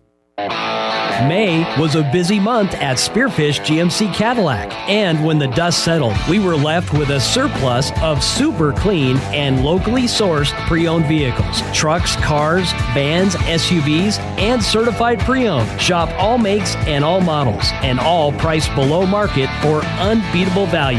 Now's the time to find your perfect vehicle and save big with Spearfish Motors. Visit us anytime online at spearfishmotors.com. Great news. I just got the State Farm Personal Price Plan on our home and auto insurance. You told our agent about my thing for romance novels? No, you don't have to get that personal. Our agent just helped me choose affordable options to create a personalized price just for us. Oh, sweet. Then you won't believe the love triangle Jen is in now. Contact me, State Farm agent Scott Carlson, to create your personal price plan today. Prices vary by state. Options selected by customer. Availability and eligibility may vary. Your sports, your show. From East River to West River, this is South Dakota's sports talk show, The Nate Brown Show.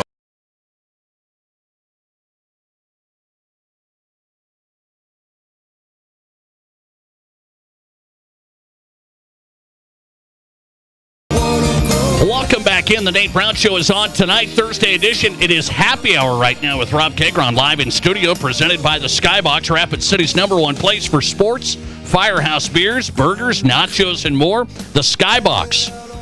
NHL Stanley Cup Final tonight. You got Panthers and Oilers. Do the Panthers have control of this now? Man, that was a fight fest in Game 3, an absolute fight fest. By the way, Rob Kegron, is this still part of the game that's important for hockey, the absolute just demolishing of each other in that third period the other night? Yes, I absolutely still love it. Oh, my God. It's thrilling and exciting. I think, in particular, that one was kind of a mess. I think Edmonton probably made a miscalculation going down that path. I think they would have been better suited for the series if you tried to you're going to lose the game, but try to win the period and gain some momentum for Game 4. I think taking that aggressive tack, I'm not exactly sure that's going to pay off in the long run, although I do say it can be wildly entertaining. Yeah, something like that. I mean, it's a UFC on ice. I mean, it's what it is. It's interesting, though, because no other sports, we don't allow this. Yeah, of course. In fact, you get penalized for it, right? Sometimes you get thrown out of a game for it. I mean, it's something, and I didn't love seeing it in the Stanley Cup. You normally don't see stuff like that because they're trying to win, and you don't see a bunch of fights anymore. And now the game was in hand, and then they just go off. Well, I think losing that 2 overtime game and then going in there and basically getting pounded in Game 3, it puts their back against the wall, and I think you see that often enough in hockey where a team just feels like they got to show some might right now. I don't think that's the best tactic, like I said, but they certainly do. They think that that's their way of punching back, so literally punching back. If you outlawed fighting in hockey, how many fans would they lose? I don't know that you'd lose a ton of fans. I think you'd lose some of the passion from the fans. I think that, again, this was in Florida, but if that were, let's say, at home in Edmonton, that fires up a fan base, right? Yeah, it really does. I think you lose the passion. I don't think you lose the fans. You don't. I do think you'd lose some fans. I mean, I know people that go to hockey games to watch the fights. Yeah, that's true. They go to the hockey games to watch the fights. Interesting. Okay, Rob Kegron's in studio. You were trying to, give me a little grief here. I was talking to you off air. I said, Kevin O'Connell, I said, my question of the day is Vikings head coach Kevin O'Connell, one of the top-tier coaches, one of the best. Is he top 6 right now? I mean, the guy's record, let's look at it, 34-19. That counts as 2 playoff losses. So he's 34-17 in the regular season. You remember he had Josh Dobbs for a quarterback 2 years ago. I mean, he had Josh Dobbs and they competed. So let's get into this. I'm going to play a Kevin O'Connell. He just won Coach of the Year.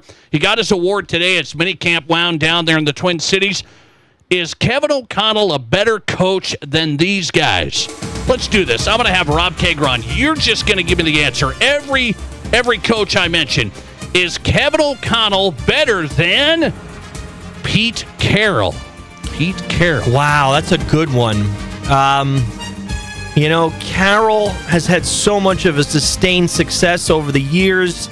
Even his bad years were never that bad. He still is one of the most mind-boggling decisions in the history of football in that game against the Patriots. Bad. I mean, one of the worst things I've ever seen in my entire life. I lost money. He probably lost his chance at the Hall of Fame with that decision, I think, because he doesn't get that second Super Bowl. I do think he's a little bit better. Not a ton. Than Kevin O'Connell. Yeah, a little bit better. I think O'Connell, if I were starting a team today, I'd probably pick him over Carroll. But if I needed, if I had the team and I wanted a year or two, I think I'd pick Pete Carroll over Kevin O'Connell.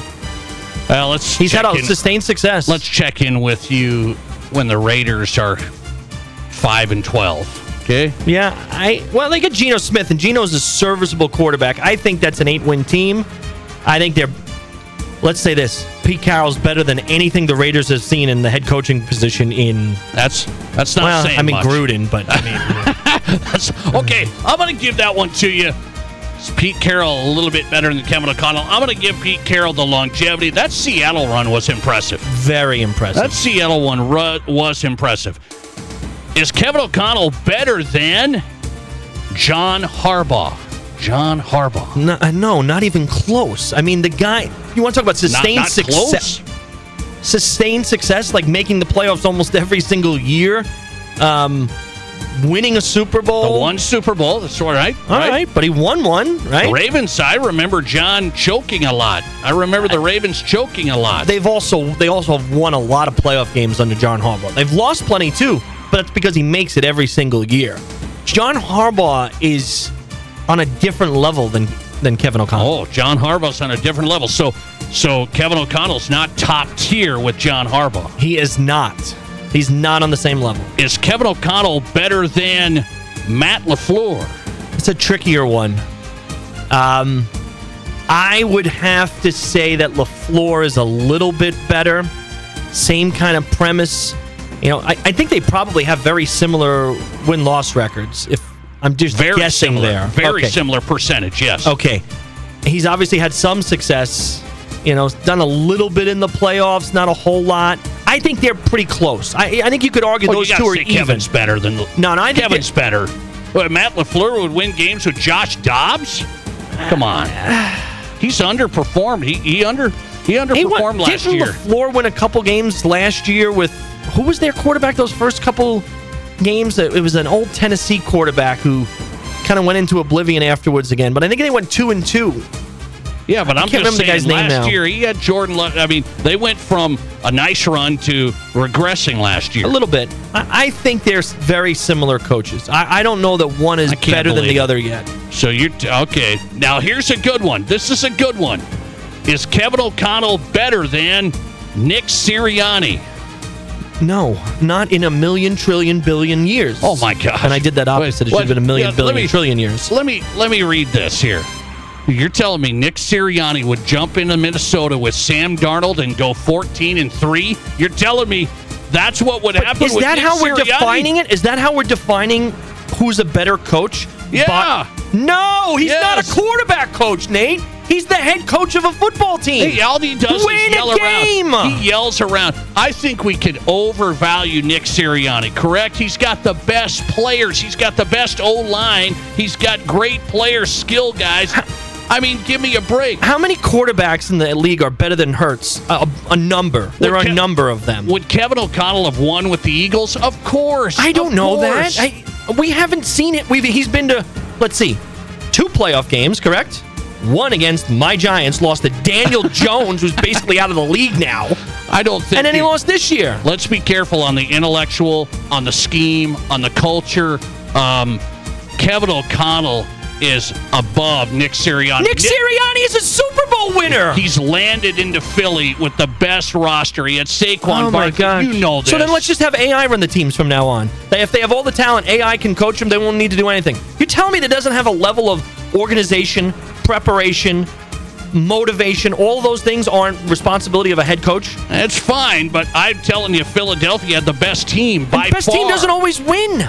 Lots of years, the best talent on the team doesn't always win. It's who plays together, who plays at a higher level than they ever had. My Giants teams, and I hate going back to this all the time, they were wild card teams, basically, the 2 times that they won. It might have not been the second time, but they certainly were not the best team, even in their conference. Yeah, and they won both times. Nick Sirianni had the best team, and so he won. He wouldn't have won in Minnesota. The point is, the best team doesn't always win. It has to be well coached. Sirianni, Nate, there is no chance that Kevin. I'm literally like my eyes are bulging out of my head. I hope people are watching this on YouTube. Well, this is an easy Nick answer. Sirianni is a better head coach than Kevin O'Connell because he's had the best team twice. Because he's won a Super Bowl. Yeah, and Kevin O'Connell would have won it. As a coach, Kevin O'Connell's better. He's never won a playoff game. Because the Vikings don't have it. Daniel Jones. They don't have it. Daniel Jones. Kevin didn't lose that game. He had Kirk Cousins and not a very good team. The quarterback who's ruined the last 5 years of my life. By the way, let's move on. You're wrong on that, but I am not wrong. It's close. I don't even know how I can be friends with you right now. It's kind of close. Is Kevin O'Connell better than Sean Payton?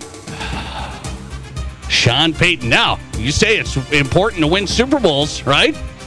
Sean Payton had a winning season with Bo Nix, who even you and I thought was iffy to see. Yeah, just okay. Right. He got a lot out of him last year. Sean Payton is an excellent coach. And excellent. He's definitely better than Kevin O'Connell.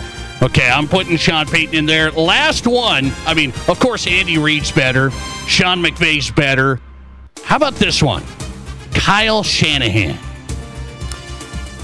Very good one. Shanahan, I guarantee you Shanahan's record is nowhere near as good because he's had a number of losing seasons. Some of those, he was kind of in quarterback hell for a couple of years. This past year, just an utter disappointment. Shanahan's an excellent football coach. Has not been able to win the biggest games, although been to a Super Bowl. He's a better coach than Kevin O'Connell. He's not leaps and bounds better, but he's a better coach than Kevin O'Connell. Man, I'll tell you, I thought you liked Kevin. I do, but he's like just outside of the top 10. He's in the top 10. That's a guarantee. No, he's not. That's a guarantee. What he's done Jim in Minnesota, Harbaugh, Mike Tomlin, those guys are better. Do you understand? He's 34-17 with Minnesota in a rebuilding process. This has been a rebuilding team, not a loaded team. Now they're loaded, and now we'll see what happens, but he's got a question mark at quarterback.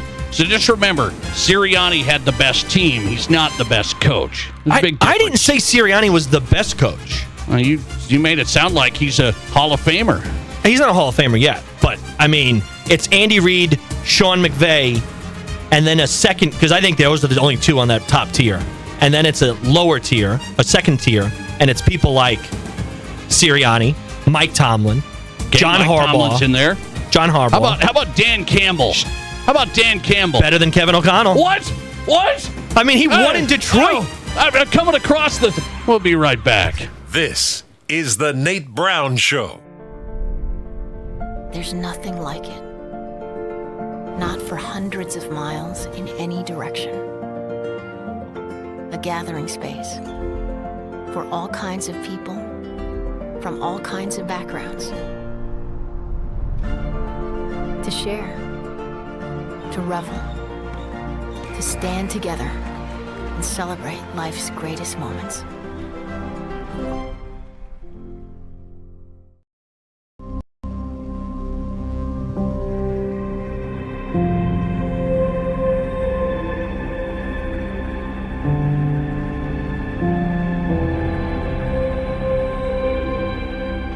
We are number one.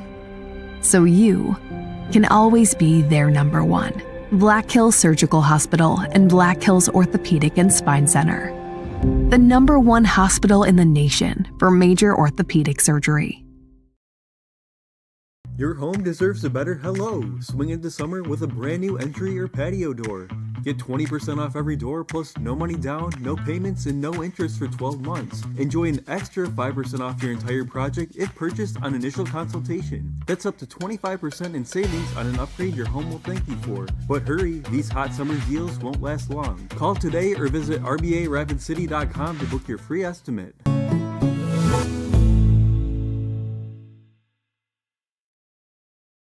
What do you call a place that's one of Deadwood's largest casinos, but is it really a casino?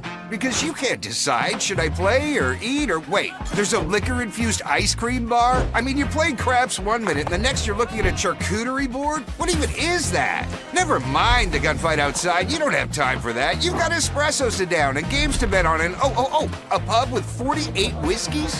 What do you even call a place like that? you can get behind pretty quick. That's where Black Hills Urgent Care comes in. No appointments needed, no long waits, just fast, affordable care to get you feeling better quicker. Black Hills Urgent Care has 2 locations in Rapid City on Haynes Avenue and Mountain View Road. You can simply check in online at bhucare.com. That's with the letter U, bhucare.com. When you need care, see the team at Black Hills Urgent Care, the faster way to get better.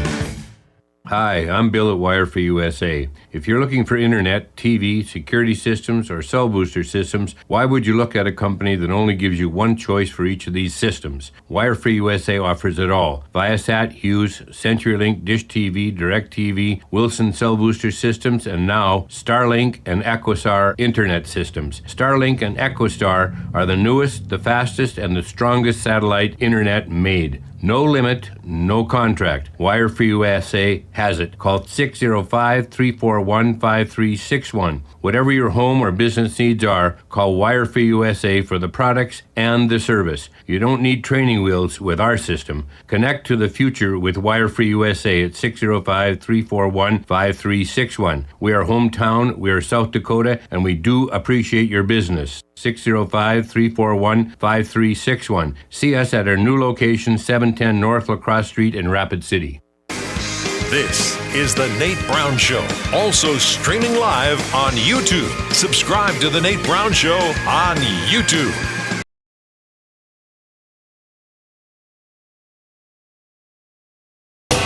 South Dakota Sports Talk Show is on Fox Sports Radio. Glad you're here, The Nate Brown Show. Really appreciate you making this show possible. And happy hours on Thursdays with Rob Kegron live in studio. We settled down since the last segment. I mean, he's got me wound up. I got him wound up. It's all good. And then I find out stuff during the break. I find out stuff. I said, hey, he's a big golfer. You watch the U.S. Open. Oh, yeah, it's great, great. I really hope Scotty Scheffler doesn't win. I'm going... You're the only guy in America that doesn't like Scotty. That's not true. There are a ton of people like me who don't want to see the favorite run ahead and just win and be boring as heck. And that is exactly the definite. Scotty Scheffler may be the most boring individual in the history of the world. He's steady, and he's a good guy. He's just solid. He's no a great controversy. guy. I don't dislike him as a person, but when I'm watching a golf tournament, I want drama. And drama on Sunday is the guy hits the ball in the water, and then he has to figure out if he can, recover from that. Scotty doesn't do that. He just hits the ball in the fairway, puts the ball in the green, 2 putts for par, moves on. Yeah, he kind of wins that way. And I don't enjoy that. That's interesting. Scotty Scheffler, 3 over, right? Three over. 7 strokes back. So you got your way. Scotty, the nice guy in the world, is getting beat down. The nice guy finished last. Let me see this. I've got to get into this a little bit. The Draymond Green comments, he reacted to LeBron James. He was talking about basketball these days. So you got the NBA Finals going on, and Draymond Green was talking, basketball used to be the poor man's game. What does he mean by that? He's from Saginaw, Michigan, single mom, didn't have money, just played basketball, played, got to Michigan State, made the NBA. LeBron James, Ohio. Same story. Not well-to-do. Made the NBA. Superstar. Draymond Green says now the way basketball is going with kids, it's not me going down to the schoolyard and playing and just pickups games and things. He said it's not the poor man's game. If you're going to be a basketball player now and reach the pinnacle, it's the rich kid's game. The rich kid's game. You think you got to have money? This is a big question. I asked Mike Miller, the great South Dakota player from Mitchell. I had a guest on in the first hour, Craig Maddock, who said, Mike Miller, he was so good, he would have been found anyway. He would have made it to Florida and played in the Final Four, and he would have been found anyway. I disagree. I don't think Billy Donovan's coming up to Mitchell, South Dakota on a regular basis. Mike Miller played in AAU. He played for some elite travel teams. That's how he got his opportunity to Florida. Do you have to have money to get sports success? I don't think so. I disagree with you. I think it helps, and it can... Big time. It can bring someone who might be, marginally capable of playing college or professional basketball to a different level. Certainly, the money can provide opportunity to play against competition that you couldn't do on your own. So I get that point. That's Mike Miller. Mike Miller got a scholarship at Florida. He's not getting it when we watched him play Mitchell against Sioux Falls Lincoln. He's not getting it. But talent, I kind of agree with Craig. Talent always rises. I mean, let's be honest. Like LeBron, right? Tremendous. I mean, one of the best physical talents in history. Well, he still played for a private school, right? The private school gave him an opportunity to go play in Ohio, right? So it's not as if he played for some, no-name high school and then, just because he certainly didn't grow up with money. I get that. But he had opportunity because of his talent, not because his family had money. See, that's what Draymond and LeBron are saying now is the kids, you're paying for the training. You're paying to pay on this club team. You got to be on an AAU team. Are you taken serious as a basketball player in South Dakota if you're not on a elite travel team that plays in the Twin Cities and stuff? No, that I would agree with. But I don't think that necessarily is the case in the big cities, right? I think in the big cities in America, I think there are a number of ways where you can get to the top, and it doesn't always have to involve you going to like a lot of parents that I know, here in Rapid City, they send their kids to all kinds of sports training places, yes. even at very young ages, right? So they're trying to get them a leg up, and I'm not denying that it helps them and gives them an opportunity. Where I'm fighting it is that the great talent is going to be found. You got to be great. The great talent. So, but how many kids fall through the cracks? That's my question. How many kids just want, playing at the Y? That's what they just play at the Y. How many of those kids fall through the cracks because their parents don't have money to do this, to do that, to go here, to go to Denver, to go to Minneapolis? I think in places like where we live here in western South Dakota, I think you're probably right. I think you need resources, you need parents who have some money, not a fortune, but they have to be willing to spend a lot of their money on your training, on practices, and way more importantly, on travel, right? Because that's, you and I both have daughters who travel for sports. I mean, sometimes I look at the bills and I'm like, thousands upon thousands of dollars. You don't want to look at them. That's what I do. Yeah, it's better that way, right? I look at them with a cocktail in my hand and start crying. Right. You just don't want to do that. No, and I honestly believe that because LeBron's saying it, Draymond's saying it's a rich kid's game. And people are like, wow, that's interesting. He said everybody's doing the same thing now. They're going to get training. They're going to go here. I talked to a scout in California. He said we used to have rec leagues and stuff. He said it's all dried up in the city he's in. It's all dried up. It's now parents paying a lot of money because they're going to play here and they're going to play there. He said parents will sign up for an AAU team, $5,000 for a couple of months. $5,000. Wild. And you make a good point. It definitely gives them opportunity that they wouldn't have without those resources. I just still think and maybe you're not saying that. Maybe you're not saying that the great talent is going to rise, is going to find a way to get there. I want to look at the audience. I said, today in the USA, do you believe kids have to have enough money to ultimately reach great success in sports? I tend to answer that yes. You tend to answer it maybe not. Maybe not. I tend to answer a yes. 54% of the audience votes yes. You pay to play, pay to train. Now, 54%, 46%, no, there's still plenty of opportunity. And I've seen, I don't know, that's a perfect example. It'd be interesting. Mike Miller, would he have gotten the Florida scholarship? Then he went to the Final Four. Then he made the NBA. If he would have just played rec league, played in Mitchell, South Dakota, I don't buy it. I don't buy it. And I think in smaller places, I think you're right. I think they need to go travel to places where they can be seen by lots of eyeballs. All right. By the way, let me get your thoughts on this really quick before we run. We got a minute. Balls and strikes. It's baseball season. Balls and strikes could be automated next year. College basketball is going to change to a challenge system. Now baseball could change to a challenge system. Are you okay with raising your hand to question the balls and strikes next year? Yes, because the umpires have gotten worse than they've ever been. Not just worse, inconsistent. Wildly inconsistent. So you're going to stop the game, and if I keep It's getting gonna it take right, 5 seconds. I keep getting it right, I get to challenge balls and strikes. It's going to take 5 seconds. I mean, they're going to put their hand up, and the machine is already going to determine whether it was a ball or strike. It's not like as if they're going to go look at it on a camera and review it like they do a close play at first base. I thought you, of all people, would want to see Craig Counsell and these managers yell at the umps and have theatrics. And I like that. I definitely like that, especially when they start throwing things. You're on the not field. going to get it anymore. I raised my hand. Sir, that was a strike. And I can challenge it. Have fun with it. We'll see where it goes. Thanks for listening to the Nate Brown Show. The podcast going up right now. Happy hour in the books. Looking for future leaders we can trust and believe in?